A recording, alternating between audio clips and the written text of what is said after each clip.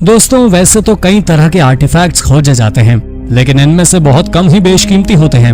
आज हम आपको ऐसे ही 10 कीमती आर्टिफैक्ट्स और खजानों की खोज के बारे में बताने जा रहे हैं। तो चलिए शुरू करते हैं आज की इस वीडियो को। Number 10, Peebles hovered. कुछ मित्रों ने मेटल डिटेक्टर की मदद से स्कॉटलैंड में जमीन से लगभग 600 सेंटीमीटर नीचे ब्रॉन्ज का एक ऑब्जेक्ट खोज निकाला, लेकिन इस ऑब्जेक्ट को जमीन से बाहर निकालने के बाद भी मेटल डिटेक्टर बीप करता रहा। अब ये लोग समझ गए थे कि यहाँ कोई बड़ा खजाना छिपा है और इसीलिए उन्होंने आर्कियोलॉजिस्ट की एक टीम को इन्फॉर्म किया। करीब 1 महीने चले एक्सकेवेशन कार्य के बाद यहाँ अवशेषों का एक ढेर मिला, जिसे पीबल्स होवर्ड नाम दिया गया। ये अवशेष स्कॉटलैंड में खोजे गए सबसे बहुमूल्य आर्टिफैक्ट हैं। यहाँ से एक तलवार, एक शील्ड भी शामिल है।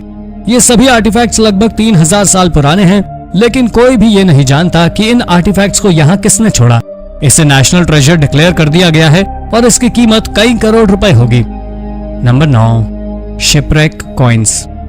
फ्लोरिडा में ट्रेजर हंटर्स के एक समूह को जो मिला वो सच में हैरान कर देने वाला था। समुद्र में अंदर एक शिपरेक से कई दुर्लभ सिक्के मिले हैं। ये शिप 1715 में समुद्र में डूब गया था। ट्रेजर हंटर्स को 22 चांदी के सिक्के मिले हैं। इनकी एस्टिमेटेड कीमत 45,000 रुपए के करीब है। हालांकि ये सिक्के खोजने के लिए हंटर्स को समुद्र के अंदर नहीं जाना पड़ा। एक तेज तूफान के बाद ये सिक्के समुद्र तट पर आ गए थे और इन ट्रेजर हंटर्स ने इन्हें वहीं से खोजा। इससे पहले भी समुद्र तट से तूफान के बाद कई आर्टिफैक्ट्स पाए गए थे। आर्कियोलॉजिस्ट का कहना है कि कई शिप्स क्यूबा से सामान लेकर स्पेन आ रहे थे, तब हादसे में ये सभी शिप्स डूब गए। हालांकि इन सभी में बस एक शिप संरक्षित था, बाकी सभी नष्ट हो चुके थे। Number 8, cosmic pearls. फ्लोरिडा के एक बीच में साइंटिस्ट को कुछ ऐसा मिला जिसे देखकर सभी हैरान रह गए। एक बीच पर इन्हें कॉस्मिक पर्ल्स का एक कलेक्शन मिला। ये पर्ल्स काफी छोटे थे। इनके साइज का अंदाजा आप इस बात से लगा सकते हैं कि ये नमक के दाने से भी छोटे थे। जब भी स्पेस का कोई ऑब्जेक्ट विस्फोट होकर जमीन पर आ गिरता है तो उसके पिघले हुए लावा से ये पर्ल्स बनते हैं। सालों तक इसकी स्टडी करने के बाद रिसर्चर्स ने बताया कि इनमें आउटर स्पेस में पाए जाने वाले कई तरह के मेटल्स भी थे। इस बीच से ऐसे 83 पर्ल्स खोजे गए थे। हालांकि ये पर्ल्स बीच पर कब और कैसे आए अभी तो ये कोई भी नहीं जानता और ना ही अभी किसी को इनकी कीमत का अंदाजा है, लेकिन इतना जरूर है कि भविष्य में बाहरी दुनिया के ये 83 पर्ल्स बहुत कीमती होने वाले हैं। Number 7, treasure trove of Inuit art. हाल ही में एक घर से कई वैल्यूएबल पेंटिंग्स मिली हैं। असल में पुरानी पेंटिंग्स इस घर में रखी हुई थी। जब इस घर के ओनर की मौत के सालों बाद तक ये जगह बंद पड़ी रही, उसके बाद उसकी फैमिली ने इस घर को इसके सामान के साथ बेच दिया और इस घर के नए मालिक ने इन पेंटिंग्स को पहचाना। यहाँ करीब 40 पेंटिंग्स पाई गई, जिसमें 24 ओरिजिनल थी। ये एक फेमस आर्टिस्ट की पेंटिंग्स थी। ये आर्ट वर्क कनाडा के न्यूनावट इलाके का माना जा रहा है। हालांकि ये पेंटिंग्स इतनी पुरानी और ऐतिहासिक नहीं है, लेकिन इनकी कीमत काफी ज्यादा है। ये वेस्ट बाफिन एस्किमो कॉर्पोरेशन के एक आर्टिस्ट द्वारा बनाई गई पेंटिंग्स हैं। हर एक पेंटिंग की कीमत करोड़ों में है। हाल ही में इसका सबसे पॉपुलर पीस 1.5 करोड़ में बिका। एक्सपर्ट्स भी ये नहीं समझ पा रहे हैं कि दुनिया से दूर एक आर्टिस्ट ने इनुइट आर्ट में इतनी महारत कैसे हासिल की। नंबर 6, माया गोल्ड ऑर्ब्स। टियोटिहुआकन नाम की आर्कियोलॉजिकल साइट में पिरामिड्स के नीचे दर्जनों में गोल्डन ऑर्ब्स देखकर पुरातत्वविद भी हैरान रह गए थे। यह मंदिर मेक्सिको के प्राचीन शहर एज़टेक में स्थित है।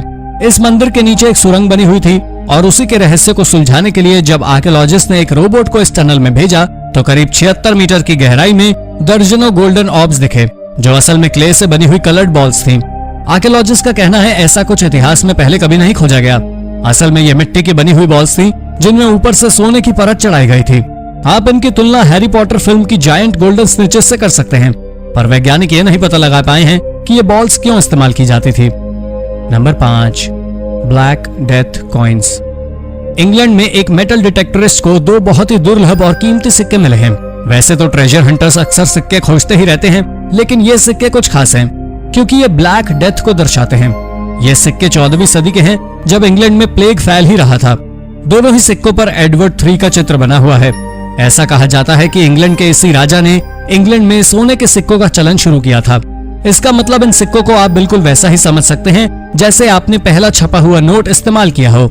ये सिक्के मुड़ गए हैं। ये सिक्के 96% प्योर गोल्ड के बने हैं और शुरुआती समय में इनमें से हर एक की कीमत 7 लाख रुपए थी और आज के समय में इनकी एग्जैक्ट वैल्यू तो कोई नहीं जानता, लेकिन इसका ओनर एक ब्रांड न्यू स्पोर्ट्स कार जरूर खरीद सकता है। आपके पास इतने पैसे होते तो आप क्या करते? अपना जवाब हमें कमेंट में जरूर बताएं। Number 4, 19th century sword. अपने बैकयार्ड की खुदाई करते समय कैरी नाम की एक औरत को 19वीं सदी की एक तलवार मिली। औरत ने इस तलवार को एक लोकल आर्कियोलॉजिकल रिसर्चर को दे दिया। उसने बताया कि इस तलवार को शायद एक स्थानीय ब्लैक स्मिथ ने लगभग 150 साल पहले बनाया था। इस तलवार की खोज के बाद उस औरत ने अपने पूरे बैकयार्ड की खुदाई की और उसके बाद जो मिला वो और भी हैरान कर देने वाला था। यहाँ से पत्थर के बने हथियार, एरोहेड्स आदि भी मिले हैं। हम तो ये नहीं जानते कि नीलाम करने पर इन आर्टिफैक्ट्स की कीमत कितनी होगी, लेकिन इतना जरूर जानते हैं कि कैरी का घर आर्कियोलॉजिकल खजाने का गढ़ था। हालांकि उसने ज्यादातर आर्टिफैक्ट्स को एक लोकल म्यूजियम को डोनेट कर दिया। Number 3, Constantin Finger. हाल ही में पेरिस में कॉन्स्टेंटिन द ग्रेट की उंगली खोजी गई है। ये कॉन्स्टेंटिन की रियल फिजिकल फिंगर नहीं थी, बल्कि रोम के कैपिटोलिन म्यूजियम में कॉन्स्टेंटिन का एक स्टैचू रखा हुआ है। इस स्टैचू में कॉन्स्टेंटिन का सिर और एक हाथ है, जिसकी एक उंगली लगभग 500 सालों से गायब है, जिसे हाल ही में पेरिस के एक म्यूजियम में पाया गया। इस स्टैचू का निर्माण 1584 में हुआ था। असल में इस रोमन एंटीक्स कलेक्ट करने वाले एक आदमी ने इस फिंगर को अंगूठा समझ लिया था, लेकिन कोई नहीं जानता था कि ये किसका अंगूठा था।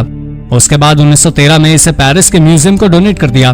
2018 में रिसर्चर ऑरेलिया अजीमा ने इन दोनों के बीच कनेक्शन खोजा और बताया कि ये कॉन्स्टेंटिन की उंगली है, जिसे अब रोम लौटा दिया गया है और स्टैचू से अटैच कर दिया गया है।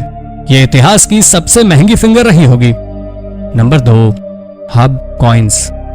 ल्यूक मेहोनी नाम के एक ट्रेजर हंटर ने सालों की मेहनत के बाद अपने जीवन का सबसे बहुमूल्य खजाना खोज निकाला। एक लोकल पब के पास ल्यूक को चांदी के लगभग 1000 सिक्के मिले, जिनकी कीमत 75 लाख रुपए होगी। ये सिक्के 15वीं और 16वीं सदी के समय के थे। ऐसा माना जा रहा है कि इन सिक्कों को किसी लोकल लैंड ओनर ने सिविल वॉर में जंग के लिए जाते वक्त दफन किया होगा और उसका ये खजाना लगभग 400 साल तक जमीन में दफन रहा। इन सिक्कों की कीमत इतनी है कि अगर ल्यूक इनसे मिली कीमत को पब के लैंड ओनर्स के साथ भी शेयर करें तो भी वो काफी अमीर बन जाएंगे।